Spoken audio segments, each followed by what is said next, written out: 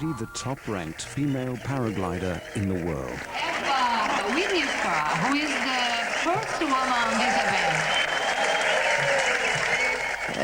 I was the German champion, then I won one World Cup, second one, third one, fifth one, and it's like collecting the titles, and the only title I didn't own was the world champion. So of course it was a big dream to have this one. Just 6 months after fracturing her pelvis, Eva has fought her way back into contention for the World Championship.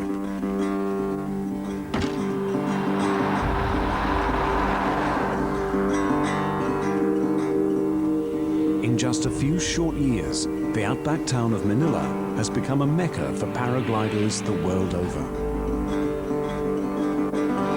150 pilots from 34 countries will challenge for the world title, the highest accolade in paragliding.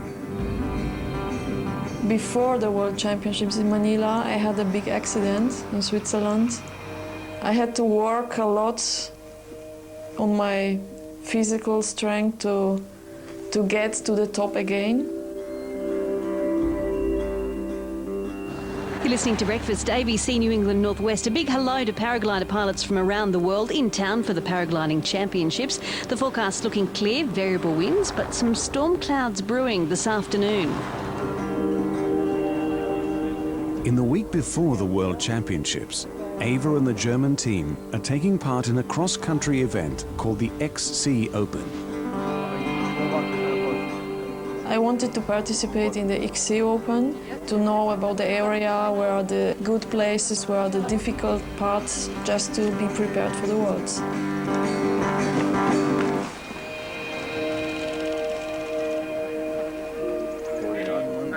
German team leader Stefan Mast is responsible for the safety of Eva and the other 6 German pilots. Good luck, everybody. Eva was physically fit, and she was also mentally top of the game. She was not going for the female title, she was going for best place in the competition. Another member of the German team is Andreas Malecki, who has been training with Eva for the past 3 years.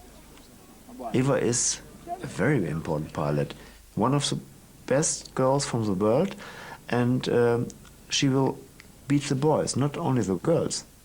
Anyone who wants to come to this briefing, you want to be here in the next 30 seconds, please. The director of the Manila Cross Country Championship is Godfrey Wennes.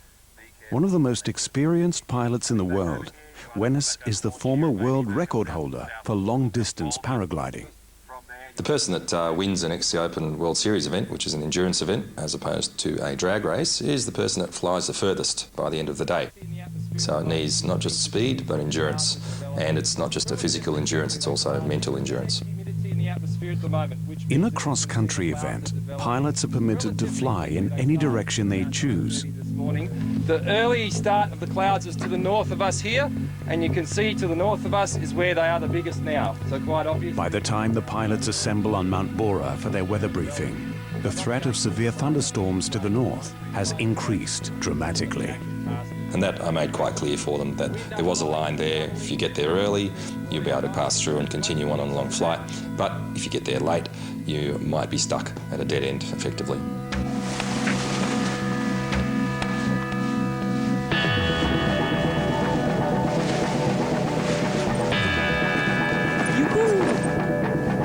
At 11:30, the pilots begin launching from Mount Bora. Basically, half an hour after the briefing, probably about half the pilots are flying, around 50 to 60 in the air at that stage, most headed north.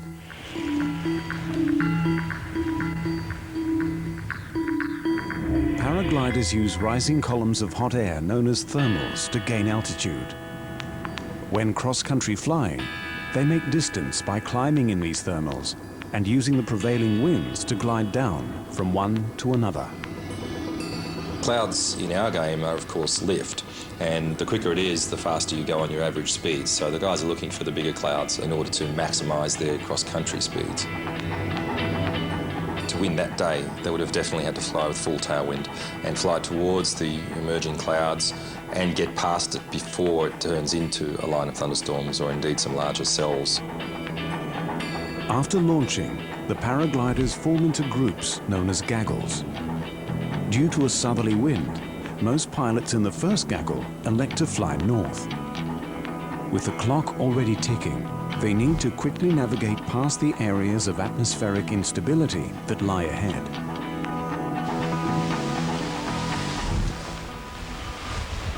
"60 minutes into the launch window, the German team prepares to take off. We didn't want to take off very early. We decided to let some people fly, so the air is marked. The thermals are already marked by the other pilots, so you can fly faster just following them. Eva makes her pre-flight checks and sets her GPS track log to record.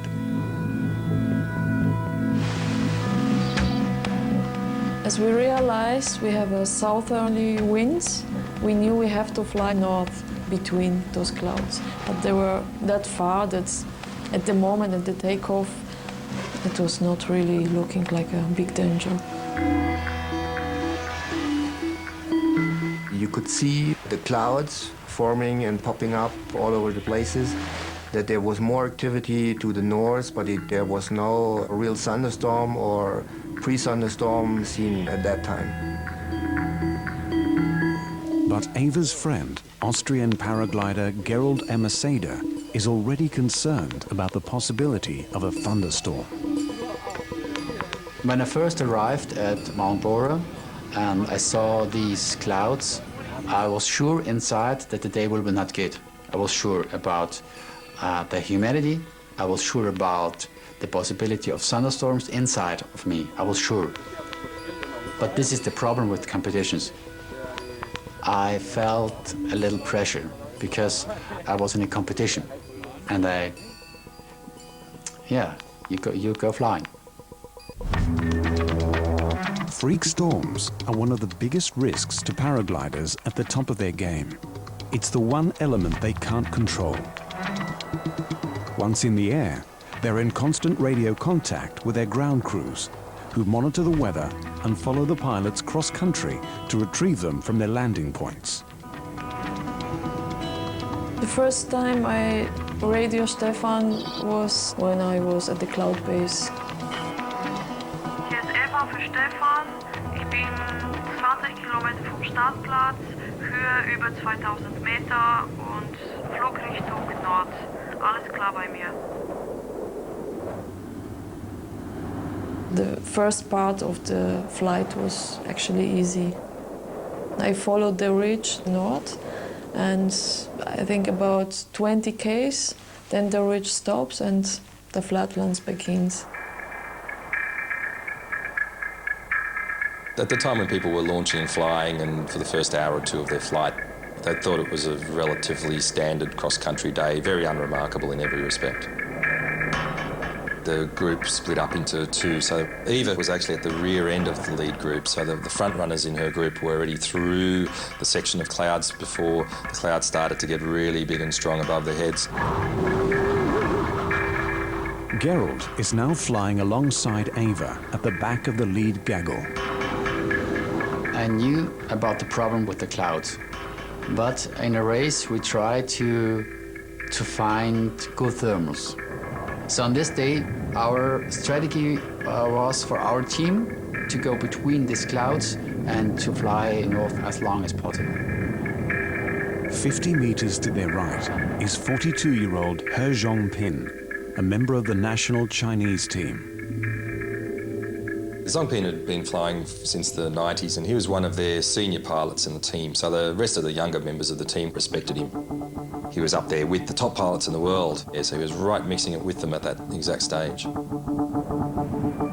A handful of pilots have successfully navigated a course past the developing storm. A small cloud in front of Eva, Gerold and Zhongpin stands between them and clear skies. It was clear that the lead group that Eva was in would be coming quite close to those larger clouds, and they'd be running a fine gauntlet between two of the larger cells. The clouds were really black and big, and I started to get worried about it. I started to get concerned. The two big clouds were growing really fast. We could see that it's getting very dark, so we knew we are playing with the fire now. But in front of us, the sky was looking really nice with nice cumulus clouds. Everybody was thinking, okay, we are fast enough to fly away from this cloud.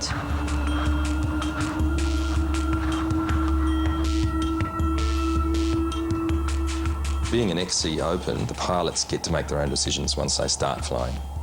How you predict the weather to be is your own personal safety, and it can be the difference between life and death sometimes. So from the viewpoint of the pilots who were in the rear group, it was clear that up ahead there was a solid line of cloud developing. Most of the rear group elected to land at that stage.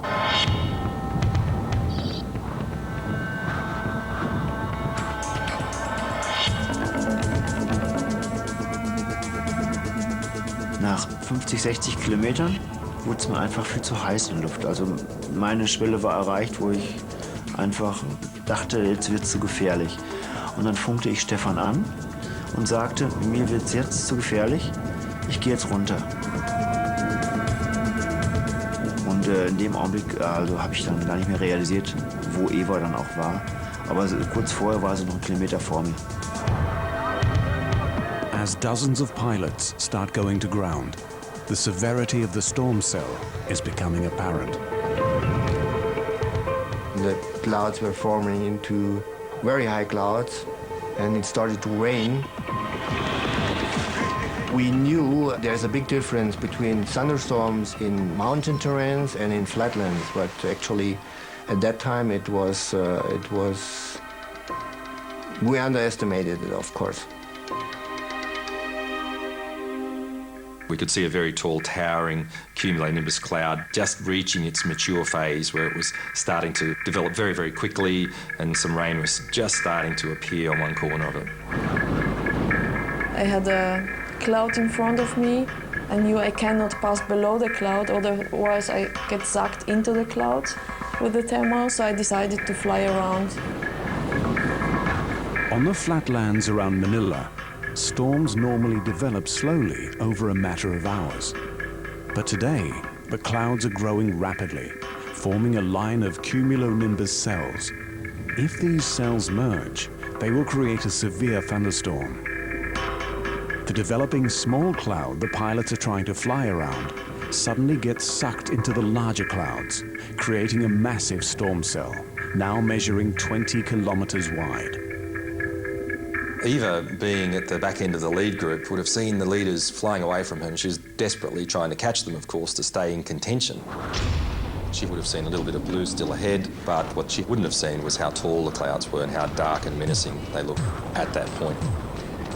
Where we were behind, we could see this tall towering stuff, and once you're underneath it, you can't quite tell. She wasn't alone, of course. She was with a few other very competitive pilots. In paragliding competitions, you are focused on winning, you push the limits, and just forget your safety and your life. It's kind of adrenaline and emotions, you just focus. For me, it was a race against time. I saw two Swiss pilots in front of me, I think about 500 meters. They flew between the clouds really fast, made it. They are flying out, and I remember that I tried the same.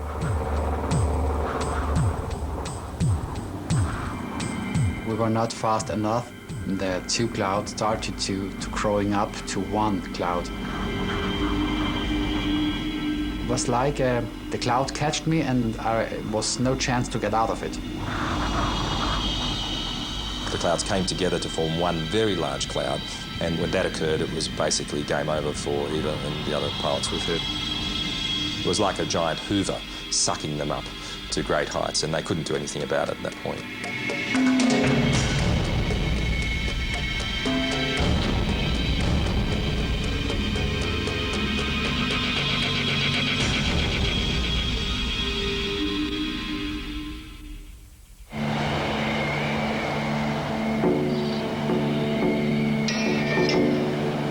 suddenly I hit very strong lift and it sucked me into the clouds.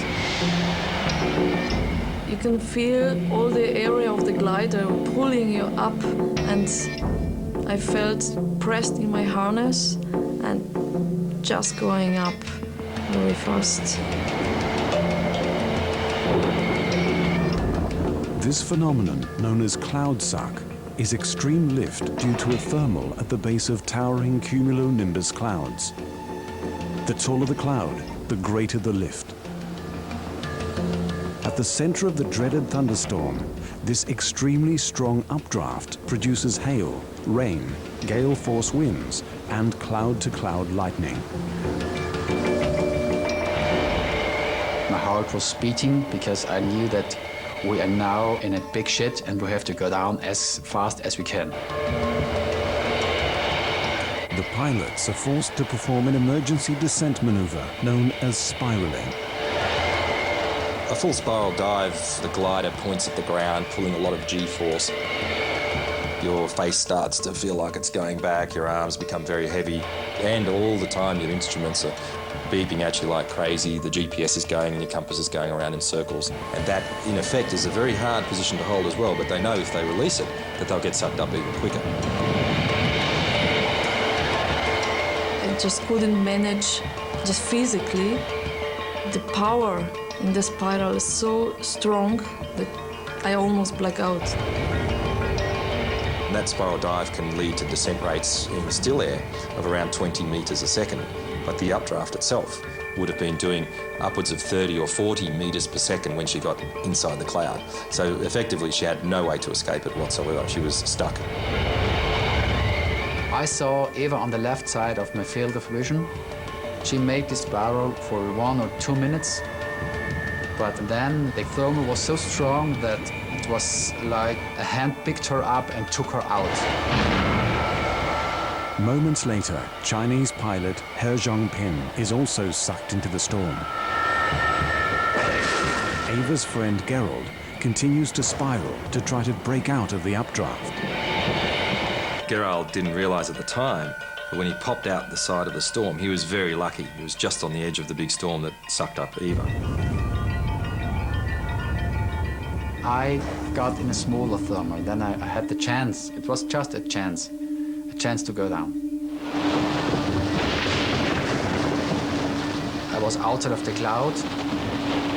I saw the farm. I saw my landing field, and I was sure that I can make it.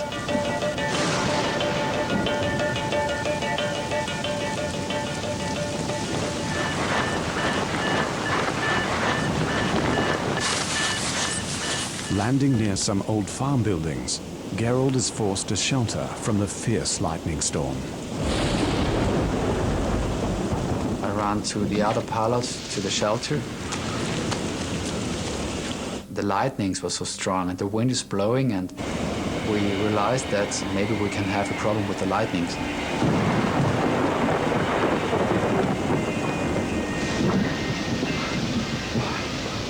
It was for me the biggest and the strongest thunderstorm what I ever saw.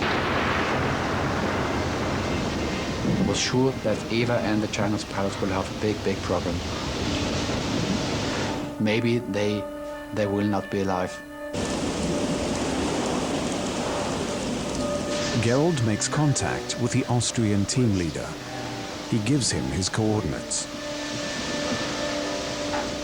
I started to think about that we have to wait after the thunderstorm is finished, and then we have to look around for these two pilots. I started to realize what happened. Having narrowly escaped the storm cell, Gerald is now acutely aware of the danger facing Eva and Zhongpin.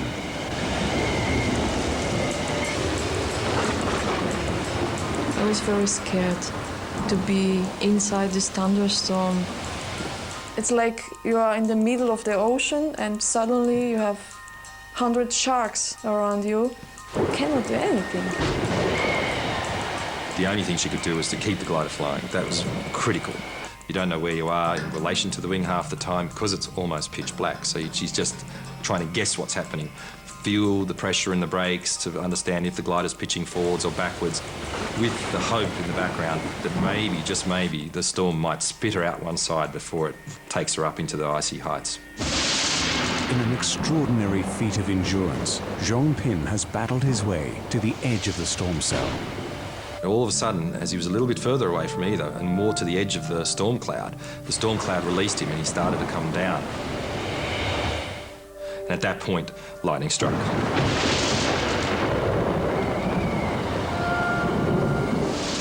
I could hear lightning behind me. So I was really praying, if there are some angels or God, please help me. And I didn't stop. I was really hoping and believing that it's gonna be all right.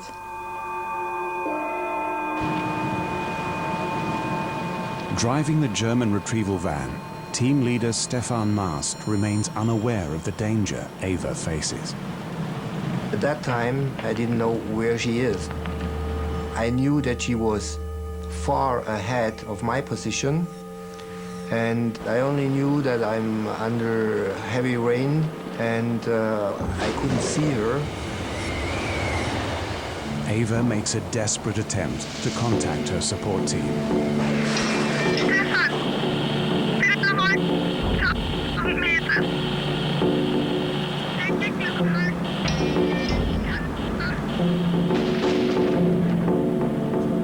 After there was no response anymore, for me it was clear that this situation has a big potential, that this pilot will be the first I cannot bring back alive.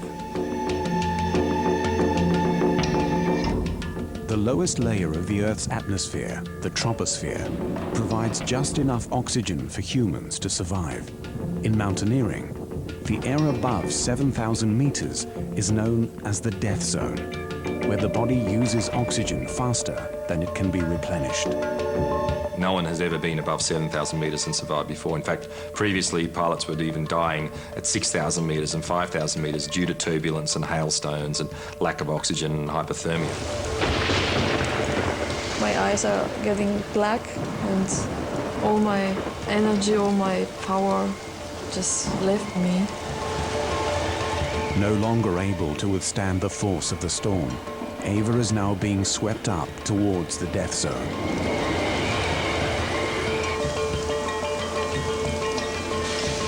While waiting for the Austrian team to pick him up, Gerold calls Eva's team leader, Stefan Mast. I tell the German team that Eva is in a big problem and they will not listen to me. I was frustrated and I was angry about it. I was angry about it because I had lost friends in thunderstorms. This was so big, and the thunderstorm, the lightning, I was in a position where I had no chance to help Eva because it was raining like hell. Stefan receives a radio call from team member Andreas Malecki, who has landed 10 kilometers away. I was glad to have another radio call from Andreas Malecki, who reported his position where he safely landed, and I could take care of somebody from my team. But during the whole time, my thoughts were, of course, with Eva.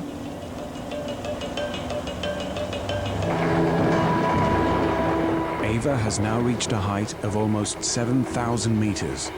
She is now just below the death zone.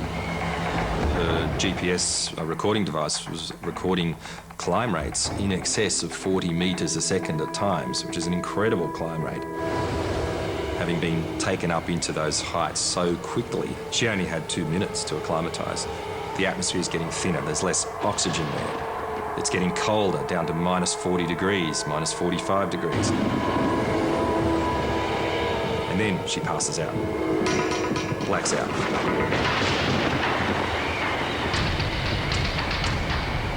No longer in control of her glider, Eva is now hurtling up through the storm at 100 kilometers per hour.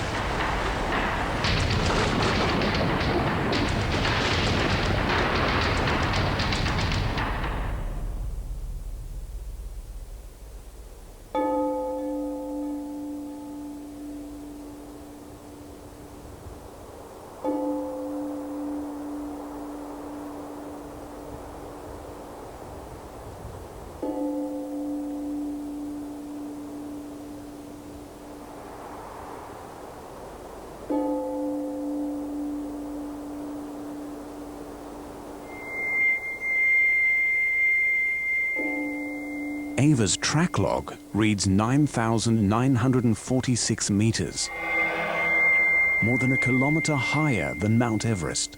She's at the very edge of the stratosphere.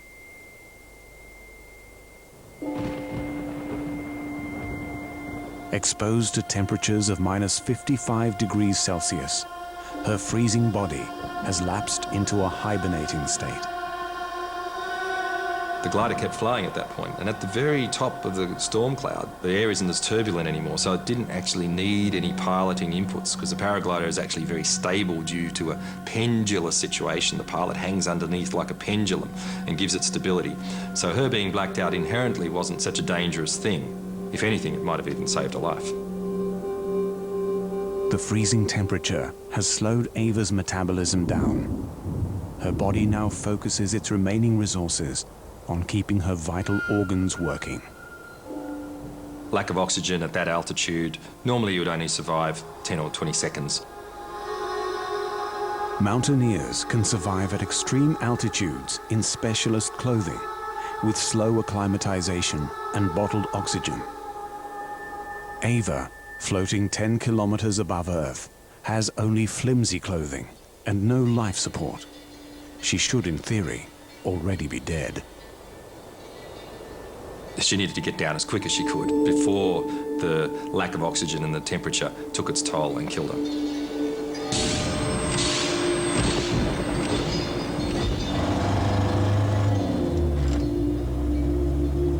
With the storm finally having passed, Stefan locates Andreas Malecki.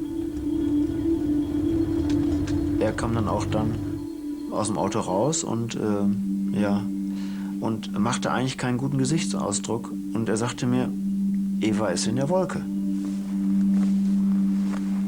We were aware that one of our pilots was missing, and he said that he thinks that we will not see her again.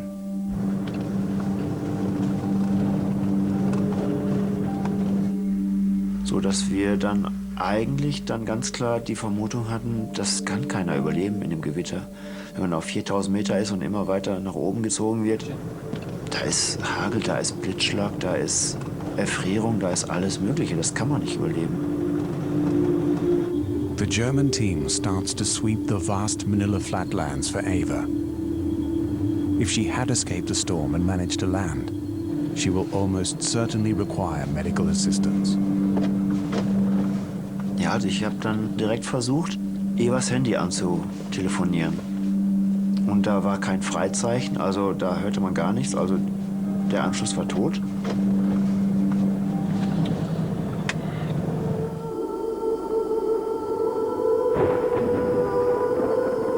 Unconscious, Ava has been floating at the edge of the stratosphere for nearly 45 minutes. No human has survived at this altitude for this length of time before. Even if Ava survives, brain damage and organ failure are now a real possibility. There's Eva at over 30,000 feet in the ice crystal zone at the top of a storm cloud, being suspended by 6 kilograms of nylon called a paraglider. Her body was slumped to one side as she was unconscious. As she was leaning to one side, the glider developed a turn, a very long, lazy turn, and that's evidence from what we saw on the track log. So for about 40 to 45 minutes, she was doing very large and very smooth 360-degree turns. At -55 degrees Celsius, Ava's wing has iced over, and her harness is now heavy with hail. Suddenly, the wing stalls and collapses.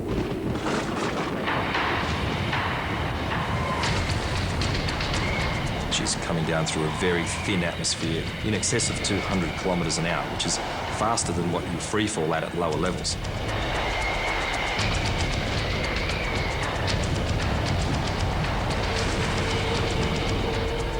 So short of the lines actually snapping, it doesn't get much worse than this. She hasn't got very many seconds to go before she runs into the ground. But after dropping nearly 3,000 meters, something miraculous occurs.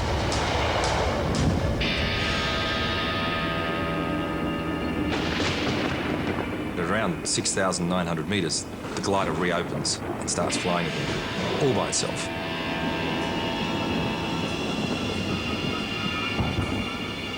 And Eva then at that point comes to.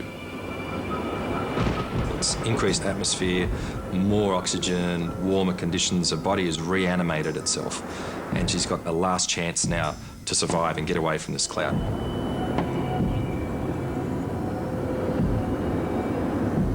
When I woke up, I didn't know for how long time I was unconscious. It seemed to me like it was a few seconds or maybe a minute. I scratched the eyes of the screen of the GPS to see the altitude, and I was still on 6,900 meters. Eva is now just below the death zone. Disoriented and enveloped in thick cloud, she has almost zero visibility, and her glider is covered in ice. The worst thing was the amazing cold. I was still shaking, and I was just trying to fly straight. Now at the edge of the cloud, Eva is in danger of being sucked back into the storm cell. It's not over yet. She's still got to get on the ground to be safe. She might have been slightly delirious, and that's where instinct and experience comes into play when you do things in an automatic mode. She had the presence of mind and the stubbornness and the willpower to keep flying the glider and to make good decisions. That was really critical then for her not to do something silly like perform a manoeuvre that she might lose control in, for example. A lesser pilot may have not managed to do that under those circumstances.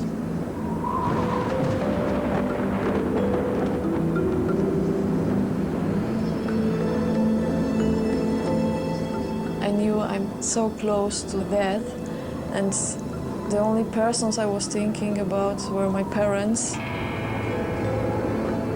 I couldn't imagine my parents if I would die there. And I was praying, no, no, no, no, please, not here, not now. And that was all. Only to survive and to concentrate on what I can do.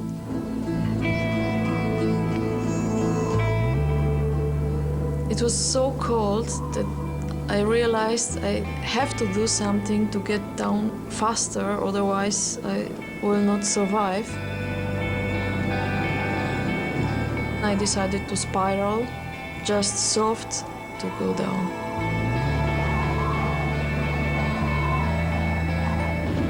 It's still a long flight to come down. I knew that the glider is full of water and ice, and it will be very dangerous. All the time I was fighting, I knew I will never give up. And it was actually the only thing, to concentrate what you can to do and don't give up.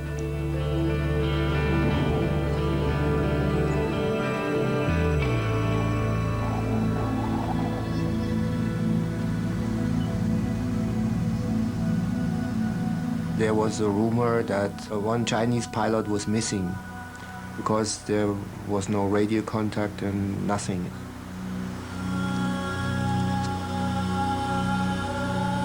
The discovery of Zongpin's body came as a bit of a shock to everybody. We had hoped he survived. The body of pilot He Zhongpin was discovered 4 kilometers from where he was first sucked into the storm. The lightning strike had killed him instantly. That affected the entire community that was there in Manila at the time. All the pilots were extremely down about it, and of course the Chinese pilots were in quite a state of shock that had actually happened to one of their more mature pilots. That was something that was very unexpected.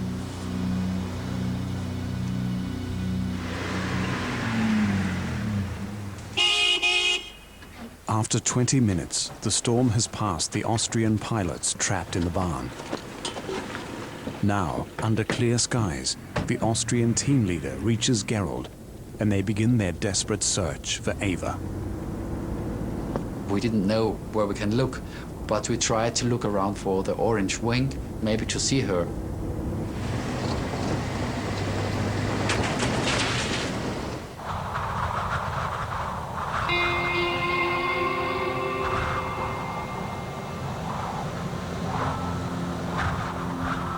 When I saw the Earth, it was the most beautiful moment, like coming from the cosmos, coming back to the Earth.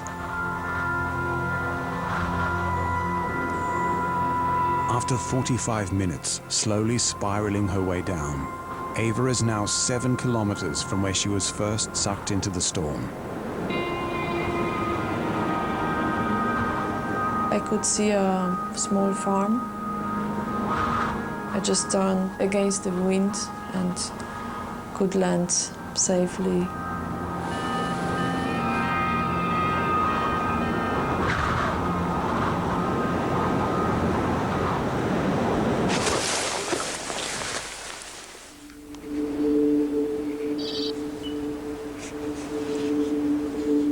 Eva has landed in an isolated paddock, far from main roads and her support team.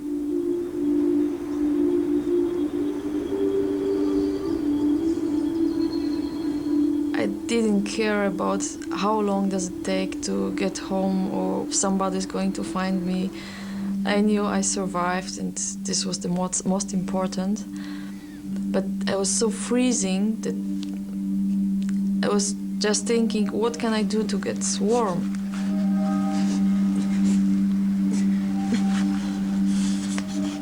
I started to run away to get warm, but I was too tired, so I just curled down.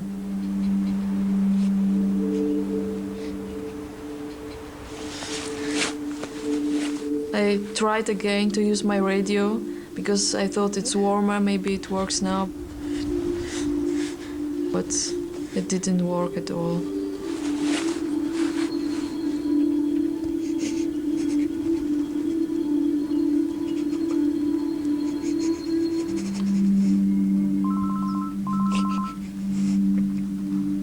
Suddenly I could hear my mobile phone. I forgot completely that I have it with me. Und da sagte ich auch direkt, Stefan, sag ich höre ein Freizeichen. Was ich vorher nicht gehört habe. When I found it in my cockpit, I could hear Andreas Malecki. Eva! Eva! But the connection cut out.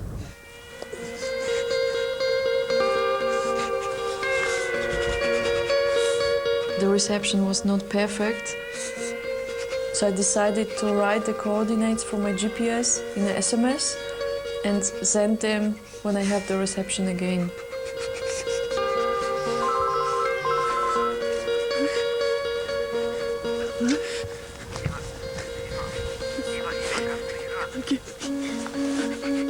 Ja, als ich dann Evas Stimme, so die ersten Worte von Eva am Telefon hörte, da passierte genau das, was ich jetzt auch verspüre. Ich bekam eine Gänsehaut, das war einfach...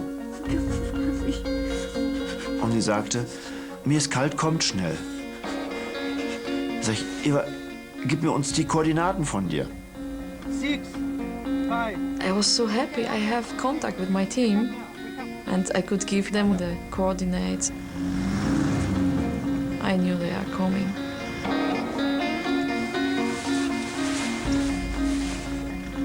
With confirmation that Eva has survived the storm, her teammates still need to pinpoint her exact location in the vast Western Plains.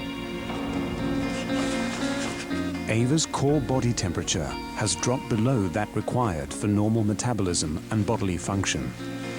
She is in danger of dying before help can reach her. The Germans suddenly realize that Gerold and the Austrian team are only 20 kilometers from Eva's location. When I found out that Eva is alive, I felt pressure to go there as quick as I can. I thought that the chance is very small that she will stay alive.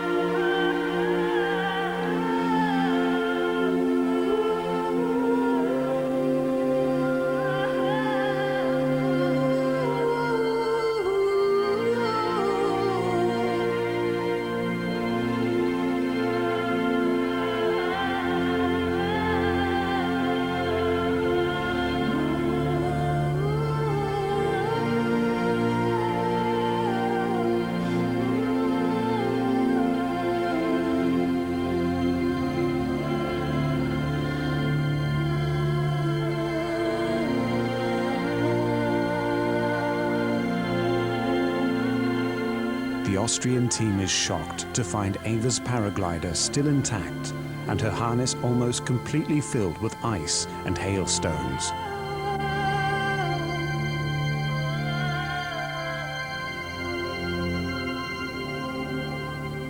After some minutes, Stefan arrived with the other team pilots, and they were all happy to see me alive. And they helped me to go to the car, and Gerald with the other Austrian pilots took my gear. I called up Gottfried to ask him to which hospital we can go. And on the back seat of the car, Eva was checking her GPS, and she mentioned a few times that she was close to 10,000 meters. And he said, no, I don't believe it.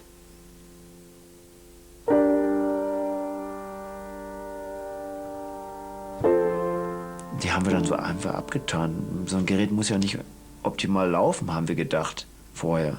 Aber hinterher, als wir diesen Track dann da wirklich minutiös ausgelesen haben und dann realisiert hatten, wie hoch die dann war, da standen wir dann da vor dem Computer und sagten, boah, so viel Glück das gibt's gar nicht, was die hatte.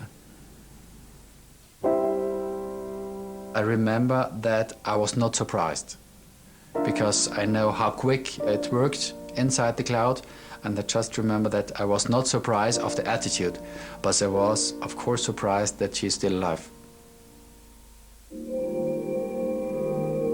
Incredibly, Eva is discharged from hospital soon after arriving.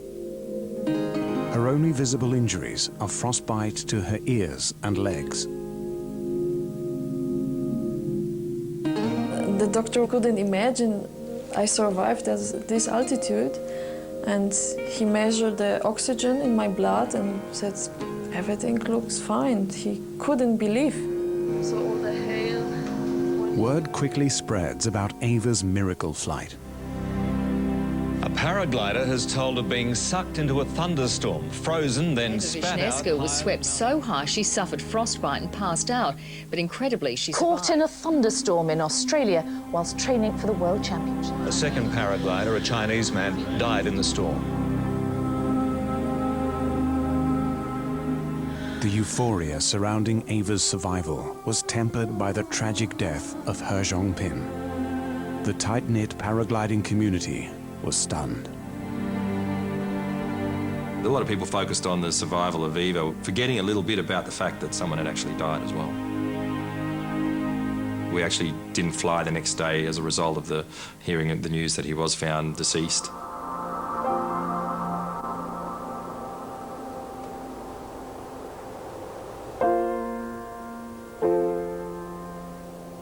Eva was shocked because at the moment where the track clock was stopped, probably by the lightning, the distance between Eva and this Chinese pilot was only 500 or 600 meters.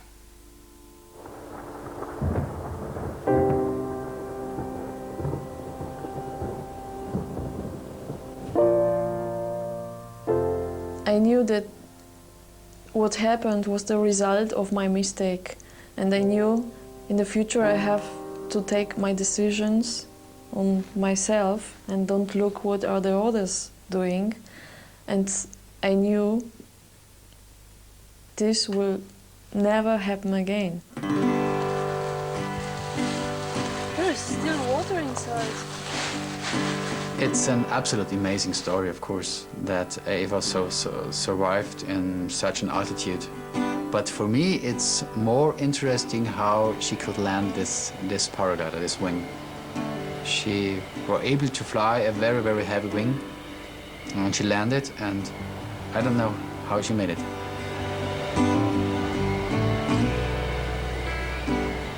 This is incredible, unbelievable. She survived, she wanted to live, and she wanted to go further.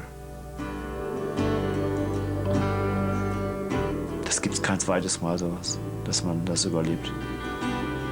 Und einem noch so gut geht danach. Also das war auf jeden Fall ein Wunder.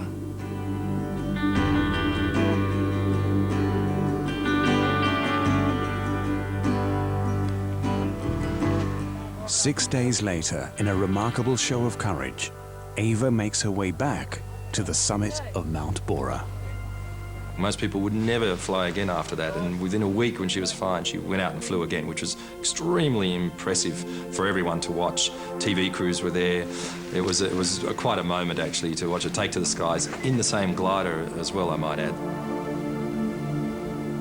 For us, that was the miracle.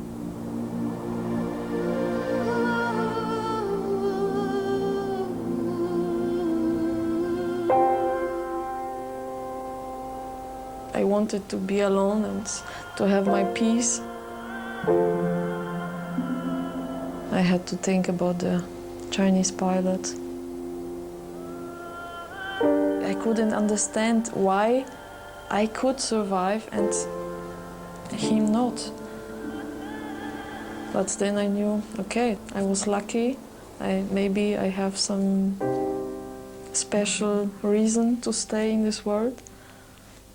Thanks.